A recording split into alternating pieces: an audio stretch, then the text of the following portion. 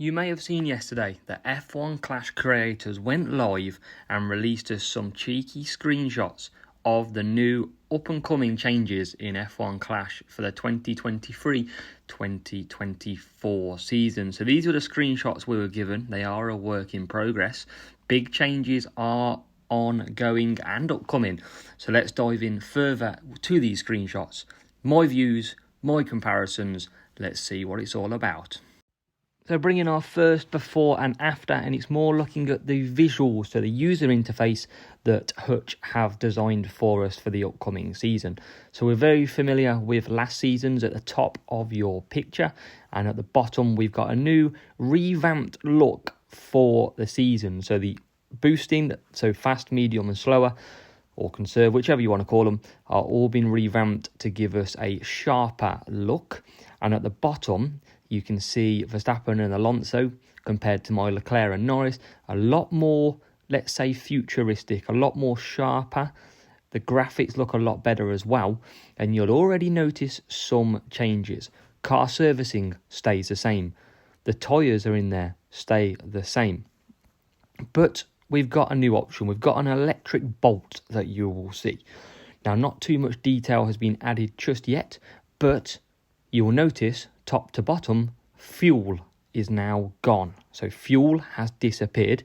We are left with electric charge. So probably like a Formula E type thing. And it looks like you can move it up and down. So basically recharging your battery is what it looks like could be the case. So we're going to find out more in obviously a new season and the upcoming details that Hutch provide. But it definitely looks like at the minute, apart from some user interface changes, fuel is gone, the electric hybrid era is here, and we're going to be looking at using the battery when it comes to F1 Clash. Whilst this could change, looks like we do have a new Series 12 part that replaces Leviathan for this upcoming year, and it looks to be Cloud Roar at the moment, subject to any final changes by Hutch. Looks fairly similar, but maybe just an enhanced picture of the engine type.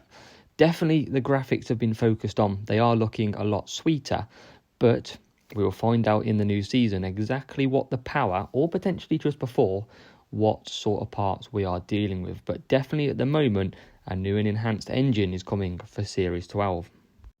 Another big change that we see is in the car stats. Now, we've been told that these are going to be rebalanced, revamped the stats, and there's a lot of questions still that are going to be out there as well. So how much will these revamping do to stats?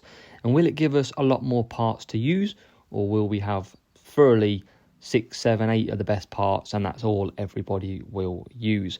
So last year we had power, aero, grip and reliability. This year we've got speed instead of power, so potentially the same but rebranded differently. We've got cornering in there, so that could potentially be grip, and we've got power unit and reliability. So aero is completely gone, and we've just got speed, cornering, power unit and reliability. It will be interesting to see what effects these have on our car, and whether or not they are just a simple rebranding from last year, or we are going to have to take a lot closer look at the basically items and parts that we are selecting, especially if power unit does actually come into effect very, very much. Now, we are all aware of the perfect start on F1 Clash 2022-2023, and that is by doing the little glitch, little bug, where you select a pit stop as soon as you launch off the line, and you get this massive bolt of thrust, and you fly off into the distance, leaving your opponent wondering, what the hell have you just done? Now, this is going to change into this new season coming up. Looks like no more boost start, but I'm sure that will be tested by players when we do get into the game. And it's been replaced with its own version of a perfect start. So we don't know yet how to achieve the perfect start, and they are just testing images. You can see below, medium boost created a perfect start, and they're not launching miles ahead of your rivals either, like the boost start does. So it will be interesting to see what happens. How do we get the perfect start? What happens when we don't get a perfect start? and how badly will that affect us. But definitely some new changes we're going to have to get used to for the new game.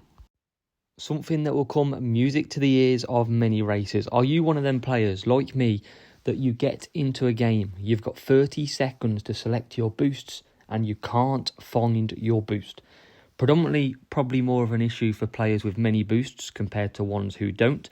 But Hutch are working for the new season on looking to be able to sort out your boosts. So going forward, you can select your best boosts maybe at the top or the bottom, wherever you want to put them, which means that when you go into a race, you can literally have the boosts that you require right at the top. So I'm assuming if you're racing GP and you know you've got Japan coming up, for example, in the next race, you could put Kawhi, you could put Eagle right at the top. So as soon as you get into a race, 2 clicks, ready them up, and you are good to go. No more missing out on boosts, no more dramas. It's going to get a lot simpler, and I think that's an absolutely great change. One thing that was mentioned as well in the live stream by Hutch creators, that boosts are going to be revamped as well. So potentially rebalancing to do on boosts. A lot of questions will be asked. Will new boosts not be as powerful? Will old boosts be as powerful as they potentially are? As we're only going to find out in the new season. Another change coming for the new season is a new racing line that's been adjusted by Hutch. So we've all been off the track ourselves in some sort of race in F1 Clash 2022. Makes some exciting viewing and sometimes some frustration as well. You can see here, this was a recent picture from a recent GP race where last corner of Jeddah, I went miles off the track and nearly took out a basically spectator stand.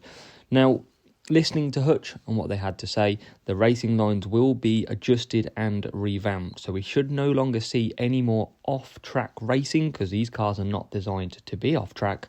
And we will see a better racing line for our drivers, which is a big change and I'm sure one that we will all be happy with. One thing they've mentioned as well is we will have a bigger influence in races. So I'm looking forward to seeing if that means we can overtake better. Will we get better racing? If we hit that gas pedal, we hit the push boost, will it mean we can overtake further and further? Whereas sometimes at the minute, we can just get stuck behind hard tyres. So I'm interested to see, will we get more positions and more overtaking done? So that is some of the main changes that have been given to us by Hutch so far. There's no questions about GP flags yet. We are still under the impression they may stay the same, but we are waiting for an update from Hutch. It's complete guesswork for now. Here's some of the questions I have off the back of the recent, basically, sneak peek from Hutch. We've no longer got any fuel. So with fuel going, is it solely now electric and hybrid? And will it be a rechargeable thing as well? Or will it just be fuel that is now replaced by electric and it manages all the same? Just like in real life, if you're braking, you're conserving energy or harvesting energy. Will that be the same for us? They mentioned boosts will be revamped. So does that mean all our fireworks, our dead fasts, Kawhi, Hex in the rain, are they all going to be as good as they are? Or are we actually going to suffer with some boosts being made or brought back down to earth a little bit, which means they won't be as powerful? Basically, will boosts have a bigger impact on the game than they do now, or will they not now? That's a big question to answer. We've got a revamp of stats, a complete rebalancing of the car parts and driver stats for the new season. Does that mean we're going to see a lot more wheel-to-wheel racing as a result of more balanced stats? Are we going to see players using a lot of different parts compared to having the same sort of 8 parts available to them that they will simply just use? Are drivers going to be as powerful? Are we going to see a big fluctuation of what people think the best way to go is? We're all certainly going to find out. And then the last question I have off the back of the update is, they mentioned there's a bigger influence in racing. And obviously with the parts, do we get more wheel-to-wheel racing? Do we get more overtaking? A lot more thrilling races instead of being stuck behind people. So a lot to answer. A lot of questions, of course, that's what happens when we get sneak peeks. But that is my full detailed view of the latest sneak peek provided from Hutch. Do let me know down below what you think of the sneak peek provided. And the next update to drop will be around the 27th of April, Hutch mentioned, so in around 2 weeks' time, where they should hopefully be able to give us more details on their main social channels around what is up and coming. Not too far away from the new season, maybe around a month at a guess from myself. But do check out the main pages, check out my YouTube channel as well. And as soon as we can bring you more looks, more details, more sneak peeks, by God, we certainly will be out there. And make sure you hit that subscribe and notification bell to get updated first.